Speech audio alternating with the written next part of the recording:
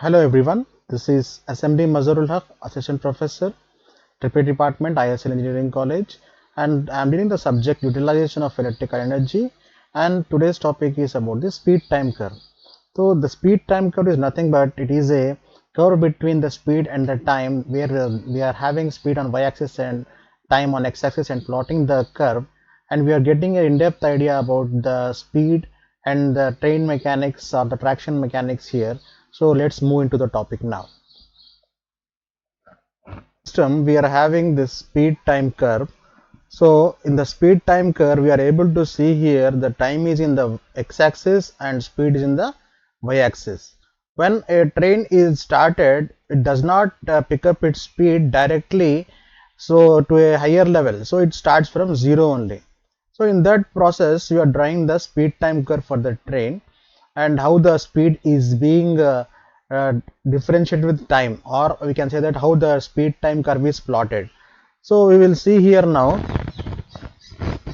that from this O to A time where this train is gathering the acceleration is called as acceleration during notching up. This arrow mark shows that acceleration during notching up process, or we can say that this O to A curve is called as acceleration process. And when the time rises to T1, at T1 that is at A, and at T2 it is at B, it is a free running period. That means now the train has gained the acceleration and therefore the train is running at the free running. That means that the train is free to move now. So what is that another time here we will see. So if you go to T2, the time T2, now the time has changed from T1 to T2. Please notice that one, that here T2 is there, and at B, the point B is plotted here, and the point B is plotted from B to C. It is called as the coasting period. It is called as the coasting. So whenever they are coasting means it is coming to a again to a zero position now. That means it is reducing its speed now. Coasting period means like it is another one is the braking one. So braking means in the normal terms you know that what is braking. A braking in the sense you are able to control the speed of the that particular traction train, or you can say the motor of that particular traction train is being controlled by applying the braking. Irrespective of any braking applied here, we are having a general terms of like this acceleration, free running, coasting and braking. So in this uh, graph we can understand that we are having four time periods, or we can have the four categories of this speed time curve, where it is having acceleration during notching up and free running period, and also coasting period and braking period. Here C to D curve is called as the braking curve. So in the students we will have this speed time curve, as well as we have some problems also can be asked during this speed time curves. So the typical speed time curve for a locomotive, that means we can call it locomotive or we can call it traction train also. So a locomotive is shown in this figure, and the curve may be broadly split into following periods. As we have just discussed about that one, I am going in definition for it. Acceleration period. What is the acceleration period for it? From starting to stage when locomotive attains maximum speed. When the locomotive attains the maximum speed, the period is known as the acceleration period. As the vehicle is constantly accelerated, this is represented by OA portion of the curve, and the time duration is T1. So it is very important to note that whatever the time is T1, as well as we are seeing that how much of the distance it is traveled. So OA portion of the curve is the acceleration period of the locomotive. Now coming to the free running. What is free running? During this period, the motor develops enough torque to overcome the friction and wind resistance, and hence the locomotive runs at constant speed.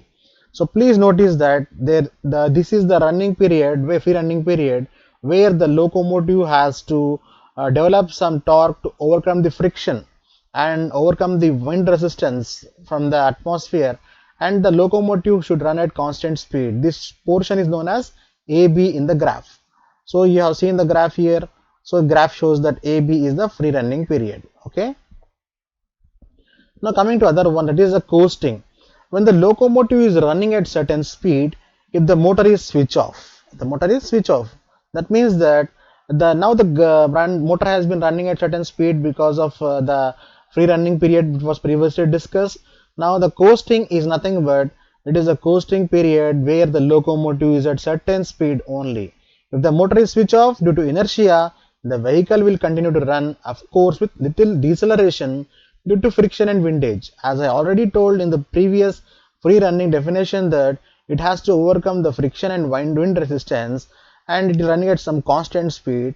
Now if during the coasting period when this particular motor is switched off, what happens is the motor will be running due to some inertia already there, and of course the speed will not be there, so deceleration will start due to some friction and windage. Okay, and next is the braking. What is the braking? The last but not the least, the locomotive is retarded to stop it within short distance and a particular spot. That means that whenever we apply a brakes like mechanical brakes we are applying to a vehicle, it will stop at a particular spot. In the similar way, a locomotive also is related to retarded to stop it within the short distance at a particular spot. The shape of the curve will change depending upon the distance between consecutive situations. Like consecutive stations are there. Now the shape of the curve will be depending upon the distance between consecutive stations means now the station is having a far away distance. So what happens, the running period as well as the free running period and coasting period also will change and the curve will be somewhat longer depending upon the consecutive station. These curves will be somewhat longer. As you can understand that whenever free running is there, the free running, if it is the station is long lengthy enough, this ABS segment can be a lengthier way and the coasting also will be a somewhat different line, or the length of this coasting and braking will be changing and therefore the curve also will change a little bit. So this is what about the braking. Now braking also, and the four things that are discussed here are acceleration period, free running, coasting and braking.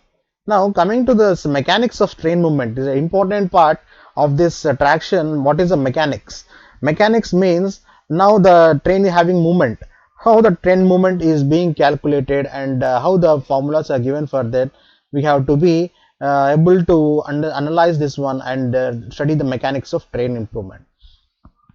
Now essential driving mechanism of electric locomotive, as we have seen in the figure above, the armature of the driving motor has a diameter attached to it and therefore the track to effect at the edge of pinion is transferred to the driving wheels by means of a gear wheel. So what we do here is the track to effort transferred to the driving is given by expression F is equals to eta F into d by d naught is equal to eta into 2t by d. So where T is the torque exerted in Newton meter by the driving motor and D is the diameter of the gear wheel. D is the diameter of the gear wheel in meters. So capital D is the diameter of driving wheel in meters and therefore eta is the transmission efficiency and gamma is the gear ratio and is equal to d by d dash here. For obtaining train motion without slipping track to effort, F should be less than or at most for equal to mu watts, where mu is the coefficient of adhesion between the wheel and the track. W is the weight of train on driving axles called adhesive weight. So this mechanics of train movement, students, we will be discussing about this what is adhesion and what is this track to effort also a little bit later also. Okay, so we are essentially talking about here speed time curve. So mechanics of train movement will be also a part of this and we will be studying about this some definitions and what is transmission efficiency, and also we will come back to this again we come back to track to effort again. Okay, so let us first see this diagram to have a good understanding of mechanics of the train movement. Now we will see that this is a road wheel, or this is we can have motor armature or motor pinion. Like this motor is connected to the wheel here and therefore this is the diameter, this is the diameter of the wheel and this is F dash is the force and this is a motor armature and this is a motor pinion. So transmission of track to effort. So whatever the track to effort is being done to the wheel, it is being supplied from the motor only. So for that we are having this simple diagram here. Later on also we will be studying about the track to effort. When we study about track to effort and the coefficient of adhesion, we will once again discuss about this. Now the speed time curves. What is the speed time curve? So when we are studying about the speed time curve, the curve drawn between speed and time is called speed time curve. As I told already, The speed time curves give complete information of the motion of the train, like how the train is moving. The curve gives the speed at various instants after the start of run directly. So, slope of the curve at any point gives the acceleration in the corresponding instant or speed. Okay, the area covered by the curve, the time axis and the ordinates through instants between which the time is taken represent the distance covered in the corresponding time interval. As I told you already, the t1, t2 is the time period, and therefore the time period is being calculated, and the distance covered also can be calculated with the help of the formulas like speed is equal to distance into time. When you count distance, distance equal to speed by time will give you the distance covered there. So it will be helpful in the problems therefore. Now you can see here speed time curve in meters per second, and speed in meter per second, and time in seconds. What we see here is the exact way of the speed time curve mainly consists of these things like rheostatic acceleration, speed curve running, free running, coasting, and braking. These are the main things. As we are very particular about the speed time curves, we are having one more graph that is describing it about the how the this speed time curve is being drawn depending upon some factors. So speed time curve mainly consists of initial acceleration. So this is called as initial acceleration. Why? Because a train mainly needs the initial acceleration, where the constant acceleration or acceleration while notching up, and the speed curve running or speed curve. So initial acceleration is very much required, that is called rheostatic acceleration here. So initial acceleration has two parts, that is constant acceleration or acceleration while notching up, and the speed curve running or acceleration on speed curve. So next is constant speed run or free run, as discussed already, and next is the coasting period, and other one is the retardation or braking period. So if you see here, these curves, they represent that a very good timing and very good distance as well as braking concepts are discussed. So here if you see this speed time curve, time is in seconds, and here this rheostatic acceleration is taking from 0 to t1 time, and the speed curve running is taking from t1 to t2 time, and the free running is taking from this t2 to t3 time, and therefore the coasting period is being from t3 to t4, and t4 to t5 will represent you the braking period. So these are the 5 time periods where you will be having different speeds and different torques and different the mechanics of the train movement, because it is not a constant one. Why? Because a train actually doesn't start with a great speed, but it starts slowly and then attains a normal acceleration, again it decelerates, again it comes to a braking. So this is a very important whenever you are studying about the train mechanism or the traction mechanism. So these, apart from these, we are also having track to effort. Apart from this track to effort also, we are having this particular thing that is called as the adhesion, and what is the coefficient of adhesion. These formulas are also being discussed. Okay, so these points are to be remembered here. So what are these points? Initial acceleration, constant speed or run, free run, or coasting, and retardation or braking. These are the one and similar terms. They are discussed with other names. So please remember these names. Speak about the types of services that are being carried out, as we have seen already the type of speed time curves there. So how the free running period as well as the coasting period were taken off. So now when we will study about the types of services now. What are the types of services? There are mainly three types of passenger services by which the type of traction system has to be selected. So a traction system is broadly classified, or we can say that a traction has mainly three services like mainline service, urban or city service, and suburban service. The mainline service, in the mainline service, the distance between two stops is usually more than the 10 kilometers. High balancing speed should be required. Acceleration and retardation are not so important in this mainline service. So in this mainline service, what are important, what are not important, we are going to study. So what is important is the distance between two stops should be more than 10 kilometers, and high balancing speed should be required. Like the balancing speed should be high, and the acceleration and deceleration have not that much focus here, and therefore we have this mainline services classified like this. And coming to the urban service, In the urban service, if you see that the distance between two stops is very less and it is about 1 kilometer. So it requires high average speed for frequent starting and stopping. Like we are having some urban services where you will have the trains that are moving in the city, like for every 1 kilometer or for every half kilometer there will be a stopping. So these type of services require very high average speed for frequent starting and stopping, whereas contradictory mainline service requires high balancing speeds, but here high average speed for frequent starting and stopping is required. Coming to this other service, it is a suburban service. As the name gives, that suburban service. In the suburban service, the distance between two substations or two stations is between 1 and 8 kilometers. This service requires rapid acceleration and retardation as a frequent starting and stopping is required. In the same way, like urban service, here also you are having a suburban service which is having a two stations of in the range of 1 to 8 kilometers, where you can require acceleration and retardation, which should be rapid, frequent starting and stopping requirement. Now the speed time and speed distance curve for different services will be seeing. Now the curve that shows the instantaneous speed of train in kilometer per hour along the ordinate and time in seconds along the abscissa. What is abscissa? Is known as a speed time curve. So here ordinate and abscissa are the terms that are used to describe the x and y axes. So it is not a peculiar word, it is describing x axis and y axis only.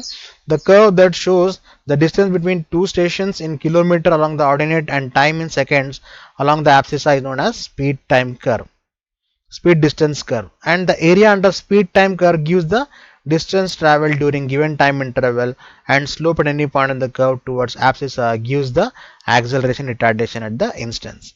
Out of two speed time curves is more important.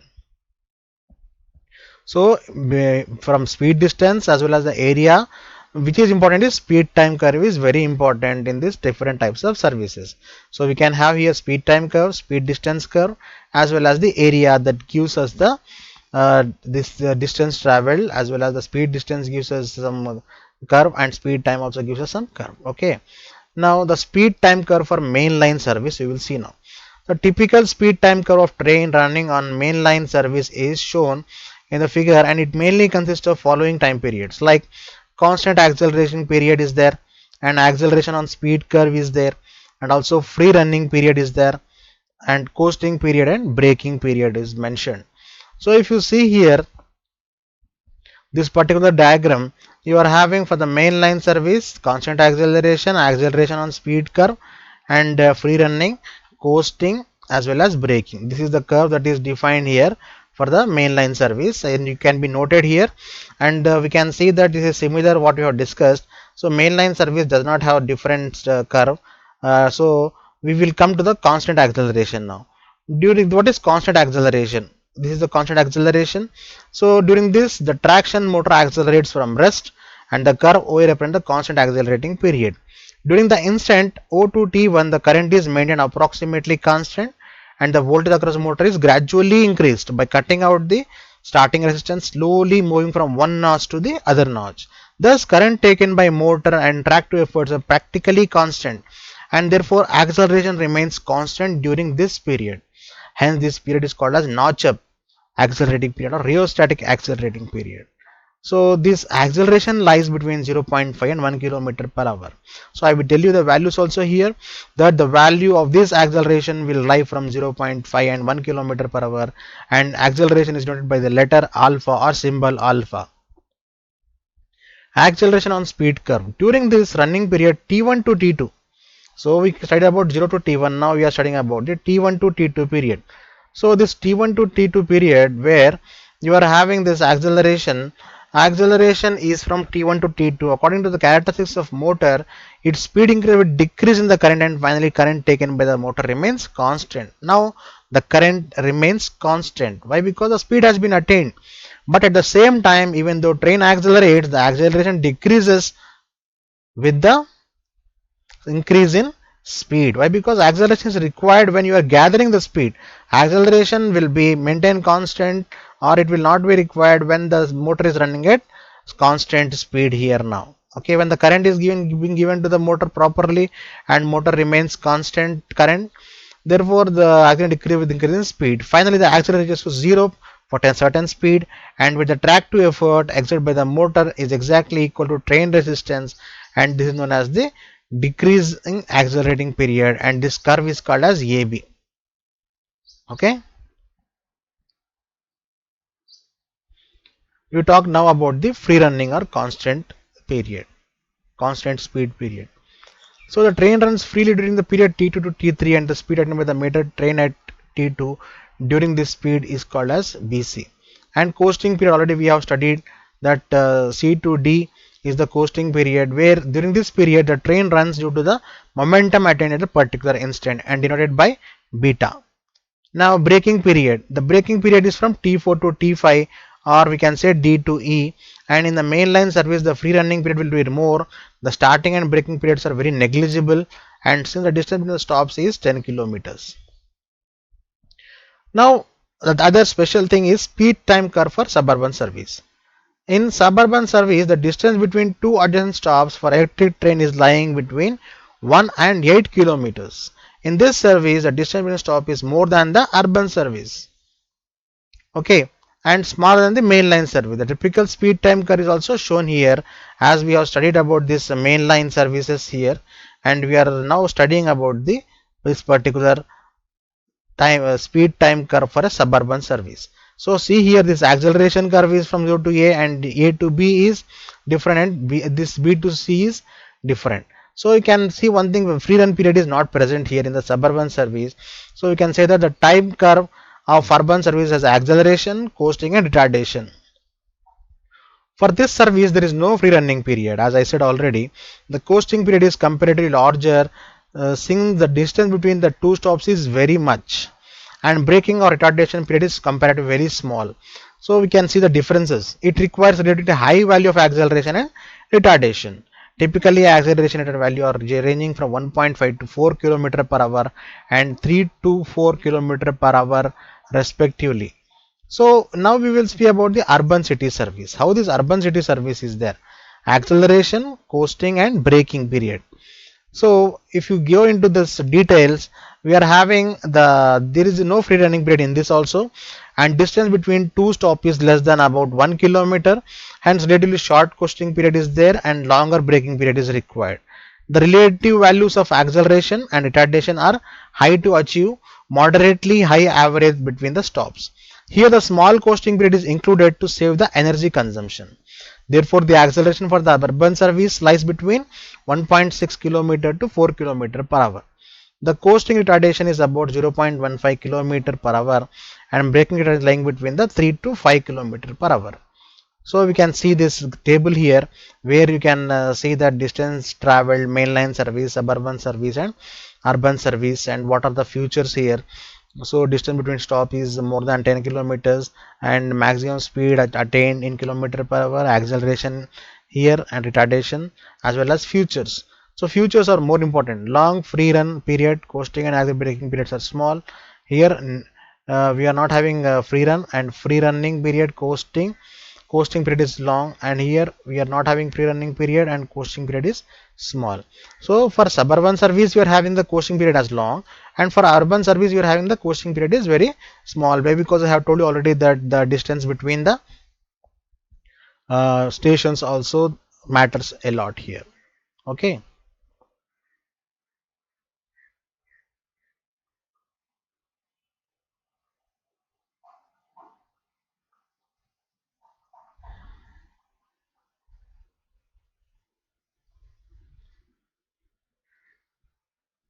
So in this class, students, we have studied about the speed time curves, and different type of speed time curves we have seen for different types of services like main life service, suburban service and urban services.